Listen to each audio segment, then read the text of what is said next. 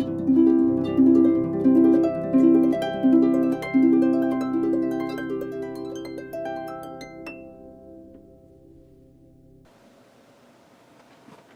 let's now gently bring our attention back.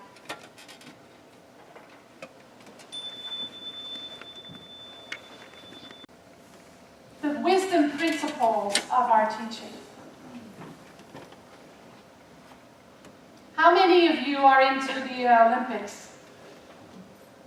Tonight is it's already over, but tonight is the closing ceremonies that we get to watch on TV. I've really, really enjoyed watching the Norwegians and the Dutch and the Germans do really well. It's nice to see other countries win. I'm sorry, I sometimes am for the underdog. But the person that I was the most excited about is the guy from Tonga. Oh my gosh, he just made my heart sing. His name is Peter Tafotofoa from Tonga, and he's an interesting guy. He was born in Australia. He's from Ghana. He lives in Tonga. I hope I'm saying it right. And he was a refugee for a while in the Netherlands, my home country. And Tonga is from Polynesia. And if any of you followed the Olympics, you saw him walk into the big hall half naked with lots of oil on him. And he's pretty hot looking. And he has abs I will probably never have. What I loved about him so much is that he didn't come to win. It wasn't about winning for him. For him, it was about participating. He said, I'm not afraid of failure. I'm afraid of not trying. And so he was doing Taekwondo in the last Olympics, and he wanted to do something different. He wanted to challenge himself. So he took 12 weeks to learn skiing and participated in a skiing event. And he had two goals. One is that he'd be done by the time they turn the lights out. And two is that he wouldn't hit a tree. And he did both. So I'm inspired by that because what the Olympics is for athletes, the science of mind teaching is for the spiritually mature. This teaching is not for those who just want to be spiritually entertained. Although you can get entertained and it's fun. This teaching is not just for fun. It's work. It's really about awakening to your essential nature and give it expression. It's really about rising up into the truth of your very being and living that. It's about thriving. It's knowing that the greatest gift that you possess is your consciousness. Another word for consciousness is your mind. That you use your mind in such a way that you feel happy, healthy, no matter what you're experiencing, no matter where you come from, where you've been, what has happened to you, you can use your mind in ways that help you thrive. And so that's what I'm going to weave into my whole talk today. What Peter said was, you don't need special talents for the Olympics. I don't know if I agree with that. But you need faith and belief to keep going. And he talked about how hard it was for him to train being from a country where they have no snow. And he says, the question is, what are your Olympics? What are your Olympics? What challenges you? And I bet that everybody knows. If you don't know, talk to me for 5 minutes and I'll be happy to tell you. Because we can quickly see it for others, right? We can quickly see for others where they struggle, where they falter, where they don't feel good about themselves, where they don't feel worthy, where they don't know the answers, which lies within. So often we're simply being asked to listen more deeply. And so usually our Olympics are feeling like a victim. And some feel that more than others. Some might not even be aware of it. Some might not be aware of it because it's just a teeny, teeny part of their existence. And feeling like a victim is about feeling separate from your essential nature. Feeling separate from your God self. If you don't like the word God, call it higher power, call it true self, call it authentic self, call it your whole self. That separation shows up in our bodies, in our beings, in our relationship, in our world as struggle. That's good news, because it means whenever we're struggling, we can kind of go, oh, separation, feeling disconnect from who I really am. And we can quickly get back to that. And we all know people who stay in their victim space, in their sense of separation. And so the struggle gets bigger and bigger and bigger and begins to spill over in other areas of their lives, because life is not a disconnect. It's all connected. And so the spiritual path is really about becoming more self-aware, becoming more self-realized, which is the theme for the month. Which means in our teaching that we go to one of the first principles of spirituality, which really exists in just about every spiritual teaching, every religion, and I would say just about every self-help environment or experience, and psychology, which is what the master teacher Jesus said when he said, "It is done unto you as you believe." How conveniently we forget that power principle.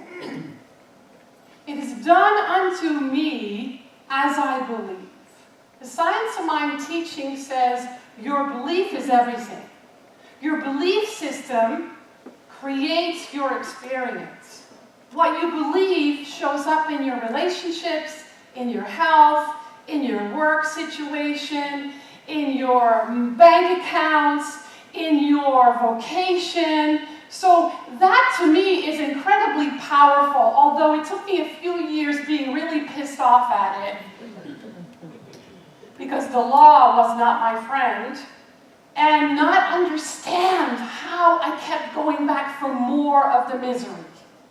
And so that became part of the process. But what we learn in our teaching is that what we experience in life is our own belief system. So then we tend to find people that agree with us, and then we can say, well, that's the truth, it's fact.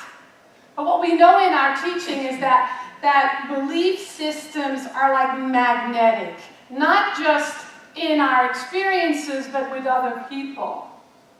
So you might have a group of people that you hang out with that agrees that smoking causes cancer, or that the environment can kill you, or that people are basically good, or whatever else, right? We have this tendency to kind of hang out with our tribes. And as soon as we're in environments where people don't agree, we want to try to convince them that our opinion is right, instead of listening for what other people have to say and finding common ground, or finding a level of connection where you can agree to disagree. That's a very powerful experience of being a member of the world community. And we now see very much in our country how divided we are and how people are at each other because they all want to be right, instead of just listening and just having the dialogues that empower both. And Irene is going to share a little bit in relationship to that later. And so what it means is that your belief system is law in your life. We talk about universal law, which is the way things work. The universal law always says yes, it always gives, because that's all it knows how to do. And then there's the individual personal law, which is how we use the universal law, and that's our belief system. And much of what we believe we don't even know. We don't realize it. I don't think anybody around here says, you know what, I believe I'm not worthy, so I'm going to have some cancer. Or, you know what, I believe I'm not good enough, so I'm just going to make myself be broke all my life. Or, I don't really feel that lovable, so I'm just going to create problems in all my relationships and be lonely for the rest of my life. But that's behind some of the things that challenge us. And when we're willing to pay attention to what our beliefs are, then we can change them. And so belief is law in our experience, and belief is just a way of thinking. It's just an activity in consciousness. It's a thing of thought. And because so much of it isn't conscious, the good news is we can make it conscious. Just by paying attention. Just by thinking. Just by noticing, oh, I just called that person filthy rich. That's interesting. So does that mean that I think the richness is filthy? This is actually something that I experienced when I was first in the Science of Mind teaching. I actually said it out loud, and my classmate said, "Did you just hear what you said?" Whoops. And I was always broke back then. And so we begin to pay attention because we're always using the law. You cannot not use the law. It's not a faucet. It's not a light switch. We are always using the law. And so the question is, how can I use it more consciously? How can I choose to use it for me rather than against me? For others rather than against them? So that means that we are transforming ourselves from being fearful to being more faithful. From being critical and judgmental to being more compassionate. From feeling separate to realizing that everything is always connected. From being worried to trusting and knowing that the universe has our back. And I could stand here for another half hour and give examples. But what I'm saying is what we believe is really important. Because it's either working for us and we can be grateful, which increases what we're grateful for, or we can become aware that it's not serving us and it's time to change it. That's where we are in the evolution of this planet and all of humanity. And so the need is high, not just for ourselves, but for us collectively. So we get to befriend the law. To rather think that it's an enemy, or not even be aware that it's a friend, to turn it into a friend. Because the universal law is always responding. And to not use that against us. I know what that's like. Oh, I'm such an idiot. I did it again. Right? That's using the law against us. Because the law says, yeah, you're right, you're an idiot, you did it again, here, boom. So it's becoming aware and really thinking about what we're thinking about and slowing down enough to make new choices. Whether that's about relationships or career or our health or aging or what's happening in the world or our environment. There are a gazillion topics. We can notice what we're noticing. But what we learn is that usually what is right before us gets the most attention. And it needs that attention because if it's something that's in the way, we need to dissolve it. We need to free ourselves. And so this month is all about self-awareness to self-realization. What that means is to become aware where we are not yet living from a place of self, capital S, realization, capital R, which means our inherent nature, our inherent wholeness. Each of us, and everybody else on this planet, is inherently whole. We just believe we aren't. Inherently happy. We just think we aren't.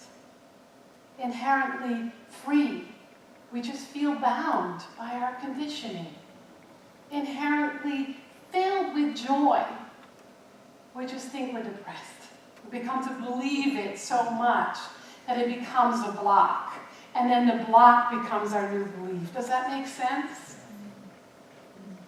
And so Ernest Holmes, in the book that we're using this year for the theme of the year, says on page 46, and I'm just making it neutral gender a little bit, By some divine interior awareness, call it what we will, there is an intuition within us which pushes us forward. There is some spark which has never been entirely extinguished. The prayer of faith and belief, communion of the soul with its source, fans this spark into a divine blaze in whose light dark shadows no longer lurk. This is inspiration. This is illumination. This is the perception of wholeness. This is inspiration. This is illumination. This is the perception of wholeness. So what we learn to do on the spiritual path is to align with our inherent wholeness. To align with that spark. For some, it's just a desire or a wish. I believe that we live in a universe that would not give us desires and wishes and not fulfill them. That was the belief I had being raised in my religious tradition. It took a while to flip that. But the universe does not leave that desire unfulfilled. We have to help out a little bit. We have to support it a little bit, right? And so we pay attention to who and what we really are and how we can keep being aligned with it. How many of you go to chiropractors? And we have a chiropractor here, at least one. I love the concept of chiropractic. Because the reason that I used to go to a chiro, I don't need it anymore because I feel pretty good. But I used to go to chiropractic because my spine would go out of alignment and I needed somebody to put it back into alignment. Here's another chiropractor, Dr. Jim. So you know that philosophy really well, right? And it's the same philosophy when it comes to us spiritually. When we're struggling, we're just out of alignment with the truth and we need an adjustment. And we use our own consciousness to adjust. We go back to the idea of, oh wait, I just forgot for a minute that I'm already whole, perfect, and complete. Not perfect that has the opposite, imperfect, but perfect as you are. You already are that. You don't need another class, another workshop, another boyfriend, husband, wife, girlfriend, partner, more money, a better house. We don't need that to feel more aligned with the truth of our very being. It might help. Might feel good for a while. But when we're aligned with our inherent wholeness, there is a peace and a serenity and a joy and an infinite amount of energy flowing through us that we are using consciously with awareness, and we know when we're off course and we know how to bring ourselves back, and we're patient and forgiving with each other because we're all doing the same thing. And so whenever I catch myself judging someone, I go, oh, there for the grace of God, go, my perception, I'm out of alignment. How can I bring myself back? And sometimes it's a gazillion times a day. But I know the more I practice it, the more I experience the outcome. So I think it was about maybe a month or a month and a half ago, we used the concept of the triangle, which was on top, it was life is to be, ooh, good job. Love is to be courted, and law is to be directed. Yes. So that was the triune nature of this teaching. Life with a capital L, which is the inner life. Love, which is who and what we are, which is the activity of that life. And law is how it is expressing itself, how it's demonstrated, and it needs to be directed. We direct the law with our thinking, with our consciousness. So it behooves us to be really aware and to check in and to keep using it and to keep moving into that direction of yes. So ask yourself, what is your Olympics? What is your greatest challenge? What is it, your greatest heartache, your greatest pain? And how can you make it your friend? Eileen did. She made it her friend. Greatest tragedy. And look what has happened as a result. Helping so many people, bringing so much awareness to people. Each of you have something. What if we stopped making the parts of us that feel the most heartachy our friend and not make it wrong? And just embrace it and love it. I'm telling you, it is the greatest freedom that you will ever experience. And so how do we do that in our teaching? We do prayer, what we call spiritual mind treatment, what we call affirmative prayer, which is to speak the highest truth you can imagine about yourself in the moment. So you might be having the flu lying in your bed, and you might say, I know there is perfect divine health in me, and your ego mind says, I just coughed my brains out. But that's not the whole of you. That's not the truth of you. That's not the real you. That's your experience in the moment. That's just a condition. It's just an effect. The truth is, there's something in you that does not know the flu, that wants to support and assist you, that wants to be acknowledged, that wants to be known, and then you trust the healing process. You tell it how to move. I want to close with another short reading from the same chapter on page 42. Faith is an affirmative mode of thought. Faith says, I can, rather than I cannot, or I shall not. We can learn to have faith in abundance rather than in poverty. We can change our thought in regard to lack. This is what treatment is for. Instead of saying there's not enough good to go around, we say all the power there is devoted to my good. I'm not afraid of poverty because all the power there is devoted to giving me abundance. God provides me with every good thing today, every day, always. Such statements as these will change our belief from denial to one of positive faith. Whatever we can have faith in, and having faith in can understand, we may experience according to the law of cause and effect.